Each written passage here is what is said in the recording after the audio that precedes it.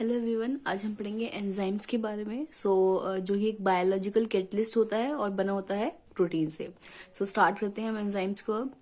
ऐसा सब्सटेंस जो कि स्पीड अप करता है केमिकल रिएक्शंस को और रिमेन अनचेंज रहता है खुद में, जो कि केमिकल रिएक्शन की स्पीड बढ़ाता है, बट उसमें खुद में कोई भी चेंज नहीं होता या फिर आता। इसमें दो तरह के रिएक्शंस होते हैं, एनाबॉलिज्म एंड कैटाबॉलिज्म। तो the sum of total of all chemical reactions going in our bodies called metabolism. तो मेटाबॉलिज्म में क्या होता है, जितने भी केमिकल रिएक्शंस हमारी बॉडी के अंदर हो रहे होते हैं उसे हम बोलते हैं मेटाबॉलिज्म। और मेटाबॉलिज्म दो तरह का होता है, एक कैटाबॉलिक रिएक्शन और एक एनाबॉलिक रिएक्शन। कैटाबॉलिक रिएक्शन में क्या होता है, it involves reaction of molecules and usually energy इसमें रिलीज होती है। इसमें रिएक्शन जो है मॉलिक्यूल्स में रिएक्शंस होते हैं और इसमें एनर्जी रिलीज होती है, जैसे कि एग्जांपल ऑक्सीडेशन और हाइड्रोलिसिस। एनाबॉलिक रिएक्शन में इन्वॉल्व सिंथेसिस। इसमें जो है मॉलिक्यूल्स इसमें मॉलिक्यूल जो है टूटता है, तो इसमें यूजुअली एनर्जी रिलीज होती है। और एनाबॉलिक रिएक्शन में इसमें मॉलिक्यूल जो होता है सिंथेसाइज होता है, सिंथेसाइज ऑफ मॉलिक्यूल जुड़ता है, तो इसमें यूजुअली एनर्जी जो है रिक्वायर्ड होती है। तो टूटने के लिए एनर्जी, जब टूटता है तो एनर्जी रिलीज होती है और जब जुड़ता है तो एनर्जी इसमें रिक्वायर होती है। तो इसका एग्जाम्पल हमारा कंडेंसेशन। और इसके कुछ एग्जाम्पल्स हैं हमारे, जैसे कैटाबॉलिक रिएक्शंस के हमारे एग्जांपल्स हैं सुक्रोज प्लस, अगर हम वाटर को सुक्रेज एंजाइम के साथ रिएक्ट करवाएंगे तो हमारा बनेगा glucose plus fructose plus ATP. And उसी वे में अगर हम एनाबॉलिक रिएक्शन को देखें तो इसमें सिंथेसाइज होता है, तो इन तीनों को मिलाकर जब हम सुक्रोज और सिंथेसेज के साथ रिएक्ट करेंगे तो हमारा बन जाएगा सुक्रोज प्लस एस्ट्रोज, जो कि यहाँ पर हमारा इसमें टूट रहा था। तो कैटाबॉलिक में इजीली टूटता है तो ये बनता है, और इन सबको मिला के सिंथेसाइज जब हमें करना हो तो एनाबॉलिक हो जाता है, यानी कि जुड़ता है। अब बात करेंगे उस केमिकल की जिसपे एंजाइम जुड़ के काम करता है। तो जो chemical on which enzyme work, जहाँ पर एंजाइम वर्क करता है उसे हम बोलते हैं सबस्ट्रेट। एक एंजाइम कंबाइन करता है सबस्ट्रेट के साथ और फॉर्म करता है एंजाइम सबस्ट्रेट कॉम्प्लेक्स को। वंस रिएक्शन जब पूरा हो जाता है तो complex breaks up into products plus enzymes में। जब रिएक्शन कंप्लीट हो जाता है तो जो प्रोडक्ट है, जो कॉम्प्लेक्स होता है सबस्ट्रेट प्लस एंजाइम का, वो ब्रेकअप हो जाता है प्रोडक्ट प्लस एंजाइम्स में, और एंजाइम जो है रिमेन अनचेंज रहती है at the end of the reactions में। तो enzyme plus substrate, enzyme plus complex, enzyme substrate complex बनेगा, फिर एंजाइम प्रोडक्ट कॉम्प्लेक्स बनेगा, फिर एंजाइम प्लस प्रोडक्ट अलग हो जाएंगे। तो इसका एक एग्जाम्पल इस तरह से भी है कि ये हमारा क्या है, ग्लोब्यूलर प्रोटीन है, ये इसकी एल्लोस्टेरिक साइड है और ये एक एक्टिव साइड है जहां पर एंजाइम आके जुड़ेगी, तो सबस्ट्रेट आके जुड़ेगा, सॉरी। तो क्या है, ये हमारा सबस्ट्रेट है। अब ये हमारी एंजाइम थी और ये इस सबस्ट्रेट आके इस पे जुड़ गया है, ठीक है। यहाँ पर हमारा बन गया एंजाइम सबस्ट्रेट कॉम्प्लेक्स, और एंजाइम सबस्ट्रेट से जुड़ने के बाद प्रोडक्ट बनाता है, तो अब यहाँ पर हमारा बन चुका है एंजाइम प्रोडक्ट कॉम्प्लेक्स। और लास्ट में क्या होगा, ये एंजाइम प्लस प्रोडक्ट अलग अलग हो जाएंगे, टूट जाएंगे, ठीक है। अब हमें कुछ प्रॉपर्टीज देखनी है एंजाइम, प्रॉपर्टीज ऑफ एंजाइम क्या क्या होती हैं। एंजाइम जो है एक ग्लोबुलर प्रोटीन होती है, being protein they are coded by DNA, और ये कोडेड होती है डीएनए से। ये कैटलिस्ट होती है, ये स्पीड अप करती है केमिकल रिएक्शंस को। ये हाईली स्पेसिफिक होती है, ये रिमेन अनचेंज रहती है आफ्टर केमिकल रिएक्शन के बाद भी। They have the lower activation energy required for the chemical reaction. अब एक्टिवेशन एनर्जी क्या है, एनर्जी जो कि हेल्प्स करती है lowering the activation energy for a given reaction. Energy ऐसी एनर्जी जो कि lower energy helps in lowering, low करती है एक्टिवेशन एनर्जी को फॉर एक गिवन रिएक्शंस में। इनेबल करती है रिएक्टेंट मॉलिक्यूल्स को ऑब्जर्व करने में enough energy to reach transition state. And transition state क्या होती है हमारी, जब मॉलिक्यूल्स जो है ऑब्जर्व करती है enough energy for the bonds to break, bonds को ब्रेक करने के लिए। Reactants are in unstable condition, उस टाइम रिएक्टेंट्स जो होते हैं अनस्टेबल कंडीशंस में होते हैं, उसे हम बोलते हैं ट्रांजिशन स्टेट। अभी अब डायग्राम आएगा तो मैं आपको उसमें सही से समझा दूंगी। फॉर कन्वर्जन ऑफ, जैसे कि अब आप देखिए कि एक नॉर्मली जो है H2O2 के एक मॉलिक्यूल्स को कन्वर्ट करने के लिए, for conversion of H2O2 into H2O और O2, इन दोनों में कन्वर्ट करने के लिए H2O2 को रिक्वायर होती है नॉर्मली 86 किलो जूल पर मोल energy. But only 1 kilo joule पर मोल एनर्जी रिक्वायर्ड होती है अगर हम एक अप्रोप्रिएट एंजाइम को या कैटलिस्ट को यूज करें इस रिएक्शन में। सो ये थी हमारी transition state, the maximum state जो होती है। तो एनर्जी हमारी ऊपर है, ऊपर की तरफ जाएगी, हमारा बॉर्डर है, ये हमारी मिनिमम जो मैक्सिमम एक्टिवेशन एनर्जी है इतनी है, ठीक है। ये इस तरह इस डायग्राम में देखते हैं हम पहले इसको। एनर्जी जैसे कि A+B रिएक्टेंट है हमारा, तो अगर हम इसमें एक अप्रोप्रिएट एंजाइम को यूज करेंगे, अगर हम इस रिएक्शन को विदाउट एंजाइम के पहले अगर हम करके देखें तो उसकी जो एनर्जी है ये इतनी लेगा, ठीक है। यहाँ तक एंजाइम एक्टिवेशन एनर्जी है ये विदाउट एंजाइम के, ठीक है। और हम इसमें अप्रोप्रिएट एंजाइम का यूज करेंगे तो ये रिएक्शन हमारा इतनी ही energy, activation energy with lower हो जाती है विद एंजाइम के साथ, तो ये इतनी हो रही है। तो ओवरऑल जो एनर्जी रिलीज हो रही है ड्यूरिंग रिएक्शंस में वो इतनी हो रही है। मतलब अगर आप अप्रोप्रिएट एंजाइम का यूज करें तो हमें एनर्जी कम यूज होती है किसी भी मॉलिक्यूल्स को तोड़ने में या जोड़ने में। अब हम करेंगे किसकी बात करेंगे, लॉक एंड की हाइपोथेसिस के बारे में, जो कि हमें दी थी एमिल फिशर ने इन 1890 में। तो ये मेन पॉइंट्स इसके हैं। एज वन स्पेसिफिक की can open only a specific lock, जैसे कि स्पेसिफिक की एक स्पेसिफिक लॉक को खोल सकती है, इसी तरह से इसी सेम मैनर में एक स्पेसिफिक एंजाइम ही ट्रांसफर कर सकती है वन स्पेसिफिक सबस्ट्रेट को इनटू प्रोडक्ट में। तो इस मॉडल के अकॉर्डिंग क्या है, जो एक्टिव साइट है हैज अ रिजिड स्ट्रक्चर। इस मॉडल के अकॉर्डिंग एमिल फिशर ने बोला है कि एक जो एक्टिव साइट होती है ना, उसको एक रिजिड स्ट्रक्चर होता है। देयर इज नो मॉडिफिकेशन और flexibility in the active site before. तो इसमें इसकी एक्टिव साइड में कोई भी मॉडिफिकेशन या फ्लेक्सिबिलिटी नहीं होती, वो एकदम रिजिड होता है। ड्यूरिंग और आफ्टर एंजाइम रिएक्शन, मतलब सबस्ट्रेट के वहां पर आने के पहले भी और सबस्ट्रेट के वहां से जब प्रोडक्ट बन के जाता है तो उसके बाद भी वो एक्टिव साइट जो है रिजिड ही रहती है। इसमें इसका मतलब नॉर्मली कहने का यही है।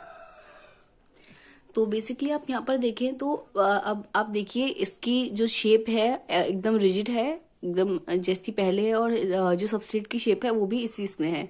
तो ये एंजाइम है और ये सबस्ट्रेट जो है एंजाइम से जाके एंजाइम सबस्ट्रेट कॉम्प्लेक्स बना रहा है, तो कोई भी चेंज नहीं हो रहा है इसकी शेप ऑफ एंजाइम्स में। इसकी जो एंजाइम की शेप है इसमें कोई भी फर्क नहीं पड़ रहा है, जैसे है वैसी है। और प्रोडक्ट अलग होने के बाद भी ये जैसे पहले थी ऐसी ही अब है। इसकी जो स्ट्रक्चर है एंजाइम का एक्टिव साइट का वो एकदम रिजिड है, वो चेंज नहीं हो रहा है, ना तो सबस्ट्रेट के आने के पहले और ना ही उसके जाने के बाद, इज ऑल रिमेन सेम, ठीक है। तो इसका एमिल फिशर ने इसमें यही बोला है। अब हम बात करेंगे इंड्यूस फिट हाइपोथेसिस की, जो कि दी थी हमें कॉशलैंड ने इन 1959 में।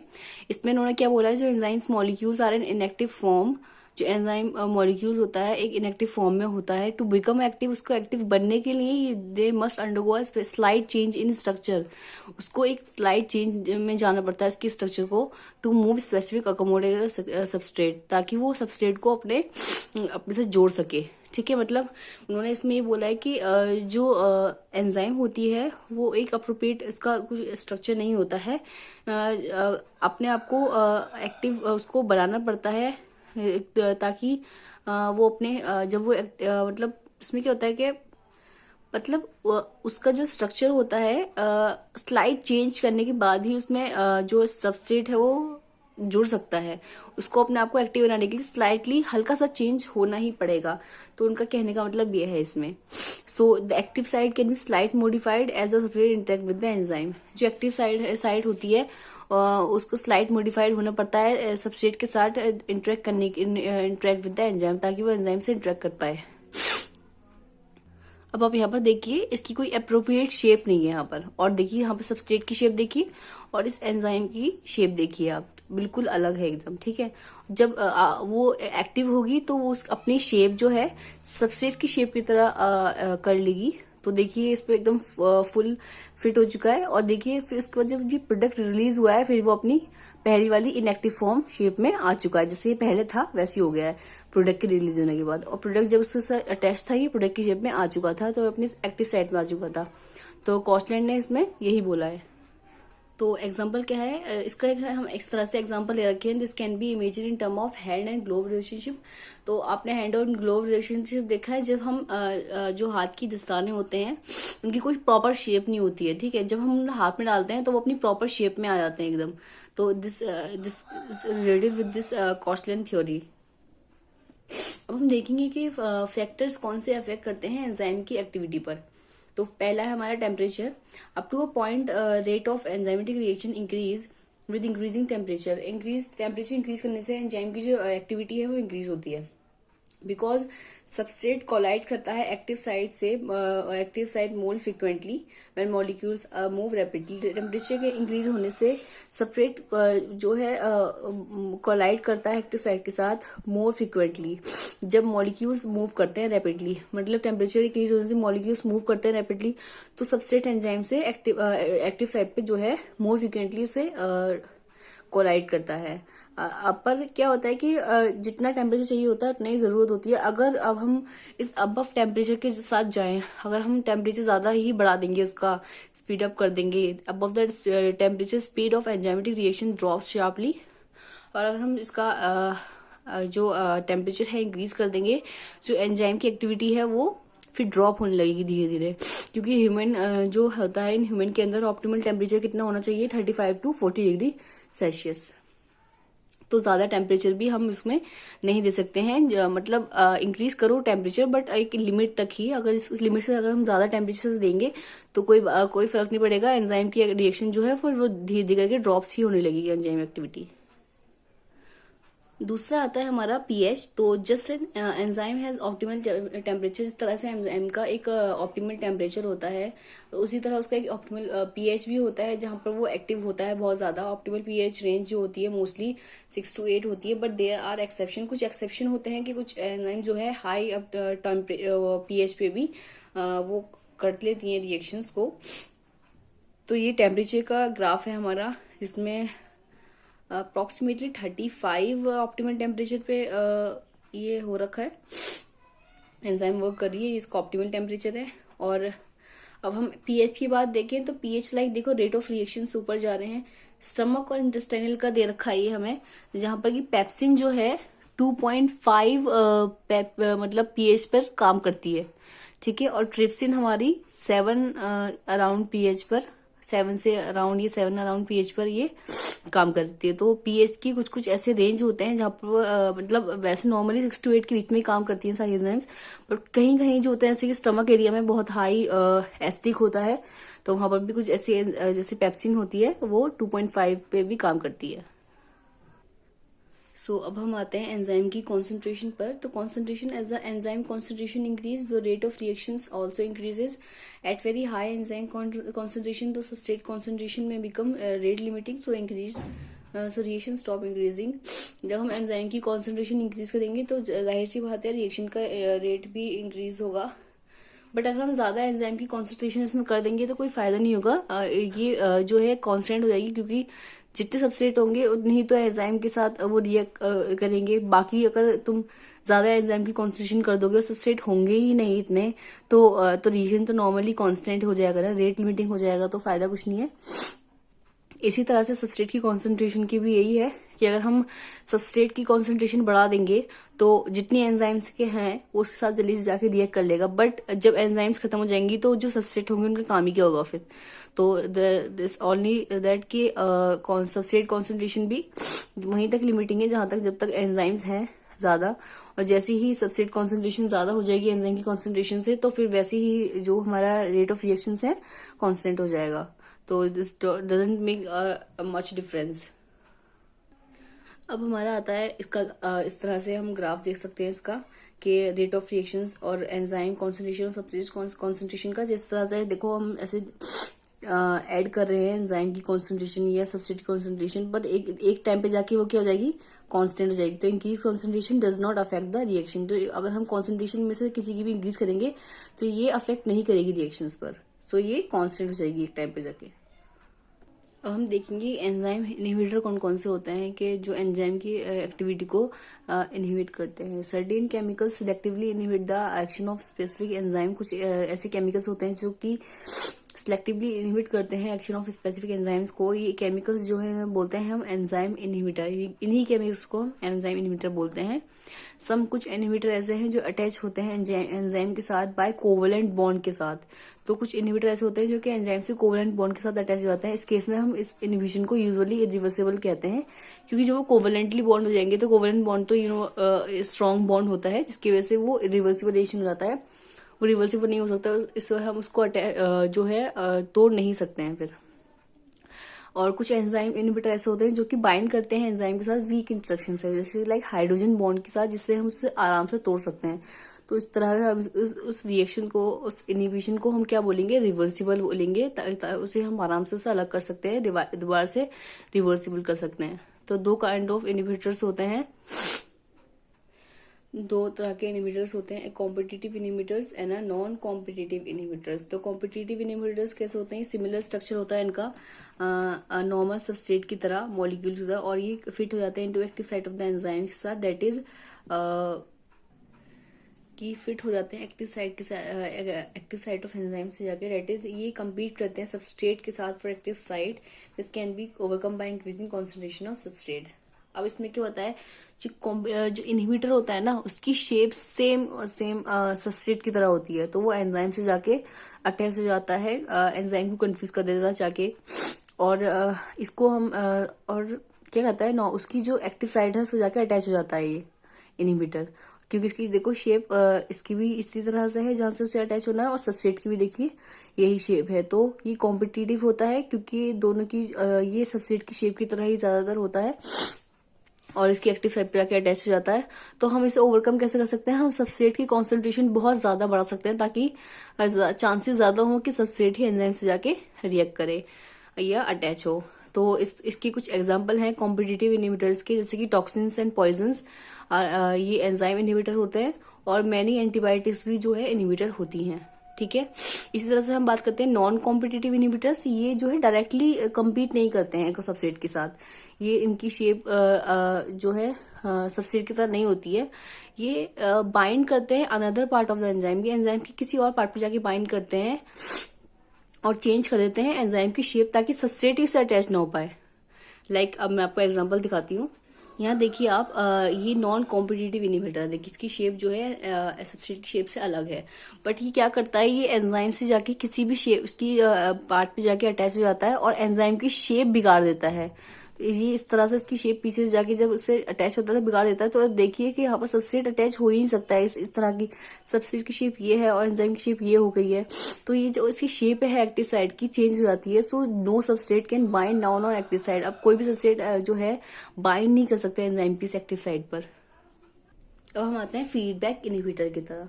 तो फीडबैक इनहिबिटर क्या होता है, आप ये जो है ये कुछ जो है नॉन कॉम्पिटिटिव इनहिबिटर की तरह ही होता है, बट फीडबैक इनहिबिटर जो है हमारा यूजफुल होता है, क्योंकि अगर कोई भी प्रोडक्ट ज्यादा हमारी बॉडी के अंदर बन रहा है तो उसको यूजुअली रोकने के लिए हमें फीडबैक इनहिबिटर की जरूरत होती है। तो ये इसके जो बिल्कुल ये सेम नॉन कॉम्पिटिटिव इनहिबिटर की तरह ही है, बट ये हमारे लिए हेल्पफुल है, क्योंकि कभी जब हमारा जो प्रोडक्ट है जब हमें ज्यादा नहीं बनाना है बॉडी के अंदर, तो फीडबैक इनहिबिटर जो है हेल्प करता है उस प्रोडक्ट को रोकने के लिए। तो दैट्स इट, ये भी इसी तरह से जाके अटैच होता है एंजाइम की किसी भी पार्ट पर जाकर, और उसकी शेप चेंज कर देता है ताकि कोई भी सबस्ट्रेट से अटैच ना हो पाए, और जितना हमें प्रोडक्ट चाहिए सिर्फ उतना ही बन पाए, एंड दैट्स इट, उसको रोक दे। तो ये इनहिबिशन जो है usually the product of a reaction form during metabolic pathway. तो अब हम आते हैं कोफैक्टर्स पर। तो कोफैक्टर हमारे क्या होता है, एक नॉन प्रोटीन केमिकल कंपाउंड्स होते हैं, या फिर हम इसे बोलते हैं मेटेलिक आयन होते हैं, जो कि रिक्वायर्ड होते हैं एक एंजाइम की एक्टिविटी के लिए एज अ कैटलिस्ट। तो cofactor can be cofactor consider होते हैं as a helper molecules for enzymes के लिए, हेल्पर मॉलिक्यूल्स की तरह होते हैं एंजाइम के लिए। जैसे कि दो एंजाइम्स होती है हमारी, एक होती है हमारी एपो एंजाइम और एक होती है हमारी होलो एंजाइम। तो एंजाइम विदाउट कोफैक्टर उसे हम बोलते हैं एपो एंजाइम, और एंजाइम विद कोफैक्टर उसे हम बोलते हैं होलो एंजाइम। सो अब हम आते हैं प्रोस्टेटिक ग्रुप पर। प्रोस्टेटिक ग्रुप क्या होता है, हमारा cofactor that is firmly bound to the enzyme. Cofactor जो कि फर्मली बाउंड करता है एंजाइम के साथ उसे हम बोलते हैं, और जो can not be removed without denature is called prosthetic group. तो कोफैक्टर जो कि बाउंड मतलब बाइंड होता है एंजाइम के साथ और वो रिमूव नहीं होता है जब तक उसे हम डीनेचर ना कर दें, तो उसे हम बोलते हैं प्रोस्थेटिक ग्रुप। मोस्टली इस तरह के ग्रुप्स जो होते हैं इनऑर्गेनिक होते हैं और कंटेन करते हैं एटम्स ऑफ मेटल्स को, जैसे कि example copper, iron and magnesium. अब कोएंजाइम्स क्या होती है हमारी, कोफैक्टर जो कि बाउंड करता है लूजली बाउंड करता है एंजाइम के साथ और रेडली सेपरेट हो जाता है उसके साथ उससे, from it is called coenzyme. तो कोएंजाइम जो है ऑर्गेनिक मॉलिक्यूल्स होते हैं जैसे कि विटामिन, एफएडी, एनएडी एक्सेट्रा। अब हम क्लासिफिकेशन ऑफ एंजाइम देखेंगे। क्लासिफिकेशन ऑफ एंजाइम्स में हमारा क्या है, ऑक्सीडो रिडक्टेज एंजाइम जो कि कैटलाइज करता है ट्रांसफर ऑफ इलेक्ट्रॉन को एक molecules one molecule the reductant यानी कि इलेक्ट्रॉन डोनर से तो the another the oxidant electron acceptor की तरफ। वी कैन सिंपली से डेट ये एंजाइम जो होते हैं कैटलाइज करते हैं ऑक्सीडेशन रिडक्शन रिएक्शन को। तो इसका एग्जांपल है हमारे ऑक्सीडेजेस, डिहाइड्रोजनेसिस एक्सेट्रा। डिहाइड्रोजनेसिस मतलब help in removal of hydrogen. अब हमारा आता है ट्रांसफरेसिस जो कि हेल्प करता है transfer of specific functional groups को एक मॉलिक्यूल से डोनर से to the another molecule acceptor की तरफ। इसका एग्जांपल है काइनेसिस और ट्रांस अमाइनेसिस एक्सेट्रा। जो काइनेसिस मतलब हेल्प इन पॉलीमराइजेशन। हमारा आता है हाइड्रोलिसिस जिसमें इन्वॉल्व इन हाइड्रोलिसिस यानी कि ब्रेकडाउन होता है ऑफ कंपाउंड्स का यूजिंग वाटर के थ्रू। जिसमें एग्जांपल है माइलेस जिसमें हाइड्रोलिसिस होता है कार्बोहाइड्रेट्स का, एंड प्रोटीज जिसमें हाइड्रोलिसिस होता है प्रोटीन्स का। ये इसके कुछ एग्जांपल्स हैं। लाइसिस मतलब ये कैटलाइज करता है breaking of various chemical bonds को, यानी कि ब्रेक करता है केमिकल बॉन्ड्स को by means other than hydrolysis and oxidation, यानी कि other than hydrolysis and oxidation को छोड़कर ये अपनी तरह से ब्रेक करता है मॉलिक्यूल्स को, केमिकल बॉन्ड्स को। सो डिकार्बोक्सिलिसिस इसका एग्जांपल है removal of carbonyl group and form CO2। तो इसमें से कार्बोनाइल ग्रुप को रिमूव करेगा और फॉर्म करेगा CO2 को। एंड आइसोमेरेसिस ये कन्वर्ट करता है मॉलिक्यूल्स को फ्रॉम वन आइसोमर से दूसरे आइसोमर्स में अनदर आइसोमर्स। ये फैसिलिटेट करता है इंट्रामोलिकुलर रीअरेंजमेंट को इन विच बॉन्ड्स जो होते हैं ब्रोकन होते हैं एंड फॉर्म्ड होते हैं। आइसोमेरेज का एग्जांपल है ग्लूकोज आइसोमेरेज, ग्लूकोज से हमारा बनता है फ्रक्टोज। सो ये हमारा last but not the least ligases जो कि एक ऑल्सो कॉल्ड सिंथेसेस जिसे हम बोलते हैं। ये कैटलाइज करता है formation of different bonds of combination of two compounds. ये बॉन्ड्स के फॉर्मेशन के लिए यूज होता है। Catalyse the formation of different bonds को फॉर्म करता है और कॉम्बिनेशन ऑफ टू कंपाउंड्स मतलब bye combination of two compounds की हेल्प से ये मतलब bye combination of two compounds की कॉम्बिनेशन से ये बॉन्ड को फॉर्म करता है। दैट इज इनका एग्जांपल है इन कंडेंसेशन रिएक्शन, ATP इसमें यूज होता है। और एग्जांपल इसमें क्या है हमारे DNA पॉलीमरेज और DNA लाइगेस इसके एग्जांपल्स हैं। तो एट द लास्ट यहाँ पर हमारा एंजाइम जो है कंप्लीट होता है। So this video is very helpful for you. And अगर आपको किसी भी चीज़ की कोई भी नोट्स चाहिए तो आप मुझे कमेंट सेक्शन में लिख के बता सकते हैं कि आपको इस चीज़ की नोट्स चाहिए, तो मैं कोशिश करूंगी कि मैं नोट्स डाल दूं। तो थैंक यू, बाय बाय।